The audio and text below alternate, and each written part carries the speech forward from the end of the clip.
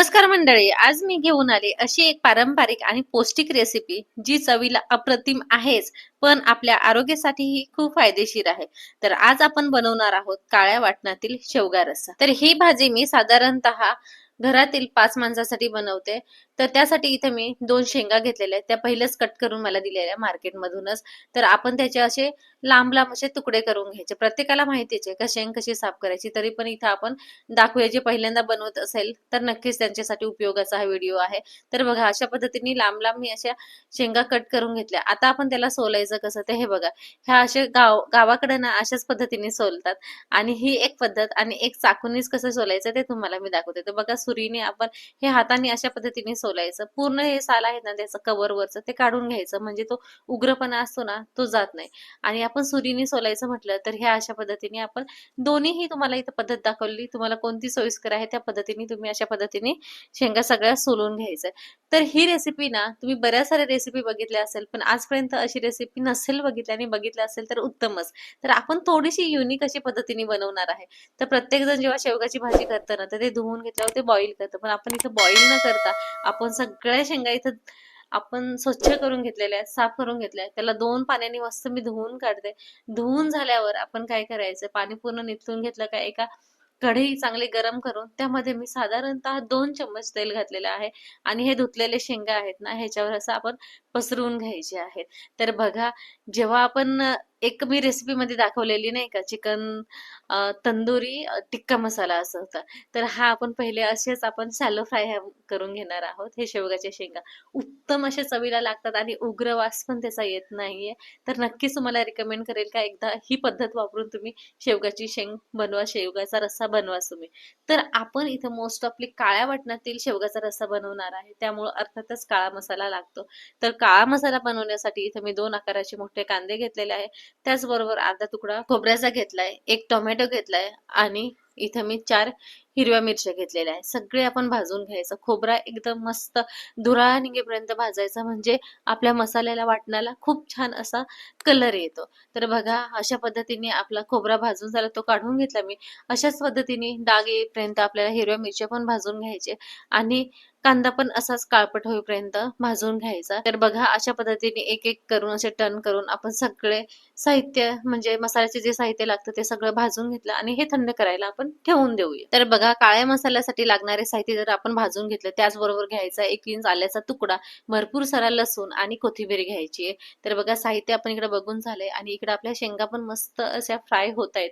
तर ह्या शेंगा शॅलो फ्राय करताना गॅसची फ्लेम मात्र कमीच ठेवून आणि बघा एवढे डाग येईपर्यंत आपल्याला हे इतपत आपल्याला ह्या शेंगा फ्राय करून घ्यायचे. तर शेंगा अशा पद्धतीने फ्राय करून झाल्या, एका प्लेटमध्ये काढून घेतल्या आणि त्याचबरोबर इथं आपण जो मसाला भाजून घेतलेला कांदा, खोबरा बारीक बारीक असं करून घ्यायचं आहे आणि टोमॅटो पण बारीक करायचा आहे आणि ज्या कढईमध्ये आपण शेवगा फ्राय करून घेतलेला होता त्याच कढईमध्ये हा मसाला सगळा टाकायचा आणि ह्याला पण मिनिटभर चांगलं असं परतून घ्यायचंय. बघा जेव्हा लसणाचा आणि मिरचीचा असा सुगंध सुटला ना का मग आपण ह्याला काढून घ्यायचंय. ही एक सिक्रेट टिप्स आहे इथं. अशा पद्धतीने तुम्ही मसाला नक्कीच बनवून बघा. अप्रतिम होतं, अप्रतिम शेवगा चवीला लागतो. तर बघा अशा पद्धतीने आपला तो मसाला पण थंड झाला. तो आपण एका मिक्सरच्या भांड्यामध्ये काढून घेऊया. थोडंसं पाणी घालून ह्याची छान अशी पेस्ट तयार करून घेऊया. तर बघा कलर बघा आत्ताच मसाला एकदम भारी असा मसाल्याला कलर आलाय, वाटणाला भारीच कलर आलाय. आता त्याच कढईमध्ये आपण घ्यायचं आहे साधारणतः 3 ते 4 चमच तेल. जर आपण काळ्या वाटणातील कोणताही पदार्थ बनवत असू तर तेलाचं प्रमाण थोडंसं जास्त लागतं. कारण त्याला जी येणारी तर्री असते ना ती सगळ्यांचं मन असं जिंकून घेते. तर बघा अशा पद्धतीने तेल गरम झालं, त्यामध्ये थोडंसं मी अर्धा चमचभर जिरं घातलं, त्याचबरोबर इथं कढीपत्ता घातला आणि आपण अर्थातच तयार करून घेतलेलं हे काळा मसाल्याचं वाटण घातलेलं आहे. तर हे वाटण अगदी तेल सुटेपर्यंत आपल्याला परतून घ्यायचंय साधारणतः 2 मिनिटेभर. तर बघा 2 मिनिटानंतर मस्त असं तेल सुटायला लागलं कढईनी आणि मसाला चांगला आपला भाजला गेला. त्यानंतर जातील ह्यामध्ये काही पावडर मसाले. तर त्यामध्ये घेतलेला आहे अर्धा चमच गरम मसाला, 1.5 चमच इथे काळा मसाला घेतलाय, धने जिरे पावडर घेतलेले आहे 1 चमच आणि 1.5 चमच घरगुती मिरची पावडर आणि त्याचप्रमाणे इथं अर्धा चमच हळद. अशा पद्धतीने सगळे पावडर मसाले ह्यामध्ये वाटणात टाकून घेऊया आणि चांगलं त्याला एकजीव करून घेऊया. तर बघा अशा पद्धतीने ह्या काळ्या मसाल्यात हा पावडर मसाले चांगले एकजीव होईपर्यंत साधारणतः इथं मी 1 मिनिटभर असंच परतवून घेत आहे. गॅसची फ्लेम कमी ठेवायची, नाहीतर पावडर मसाले जळले जातील. तर बघा मस्त असा सुगंध सुटला ह्या वाटणाला, ह्या मसाल्यांना, की त्यामध्ये काय घालायचंय, हे गरम करून घेतलेलं पाणी. तर पाणी थोडंसं घालायचं आणि हे मसाले परत मिनिटभर शिजवून घ्यायचे. अगदी असं तेल सुटायला लागलं की आपला मसाला, आपले पावडर मसाले परफेक्ट शिजले गेले असं समजायचं. तर बघा अशा पद्धतीने मस्त असं आता तेल सुटायला लागलं.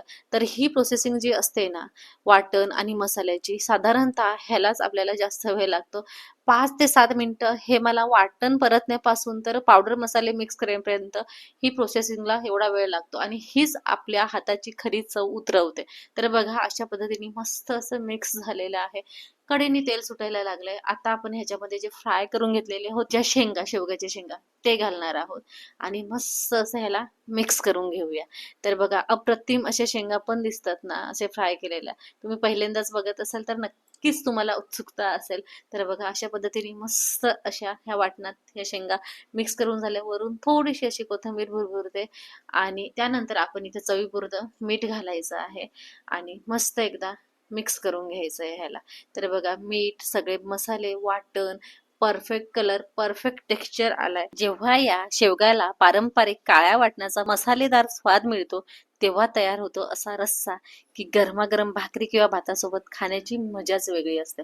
तर बघा अशा पद्धतीने आपण मस्त शेंगा मिक्स करून झालाय. ह्याला झाकण ठेवूया 2 मिनिटभर. एक वाफ काढून घेतली ना, म्हणजे मस्त असा हा मसाला ह्या शेंगांमध्ये मुरतो आणि शेंगा अशा अळणी अळणी लागत नाही.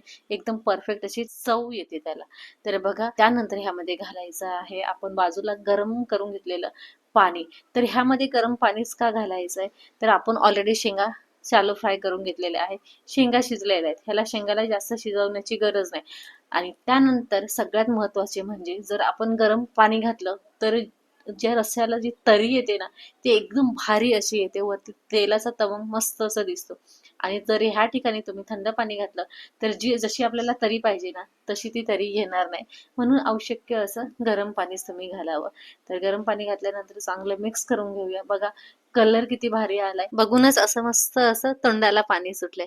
तर जेवढा भारी कलर आलाय ना, तेवढीच अप्रतिम अशी टेस्ट पण आहे त्याची. तर अशाच पद्धतीने आपण मीडियम गॅसवर ह्याला 7 ते 8 मिनिटभर शिजवून घ्यायचं आहे. तर थोडक्यात पण महत्वाची एक तुम्हाला माहिती शेअर करू शकते. तर ही रेसिपी फक्त चविष्टच नाही, तर आपल्या आरोग्यासाठीही खूप फायदेशीर आहे. शेवगा हा भरपूर त्याच्यामध्ये कॅल्शियम्स असतं. त्याचबरोबर फायबर, आयर्न, व्हिटॅमिन सी आणि अँटीऑक्सिडंटचा उत्तम स्रोत असा हा मानला जातो शेवगा. त्यामुळं लहानांपासून तर मोठ्यांपर्यंत सर्वांसाठीच ही भाजी खूप अशी उपयुक्त आहे. तर अशा पद्धतीने 7 ते 8 मिनिटं झालेले. थिकनेस बघा एकदम जबरदस्त. आपल्याला हवा तेवढाच असा थिकनेस आला. एकदम पातळ पण नाही आणि सरसरीत असा रस्सा पण नाही झाला. जसा आपल्याला जाडसर रस्सा हवा असतो ना, तसाच एकदम रस्सा झालेला आहे. परफेक्ट झालाय. आता आपण गॅसची फ्लेम बंद करून घेऊया आणि वरून मस्त अशी कोथिंबीर भुरभुरूया. तर बघा अशा पद्धतीने आपली ही शेवगाची काळ्या वाटणातील रस्साची भाजी तयार झाली. किती मस्त रंग, वर तरंगलेलं मसाल्यांचं तेल आणि शेवगाचा खमंग सुगंध. खरंच तोंडाला पाणी सुटतं.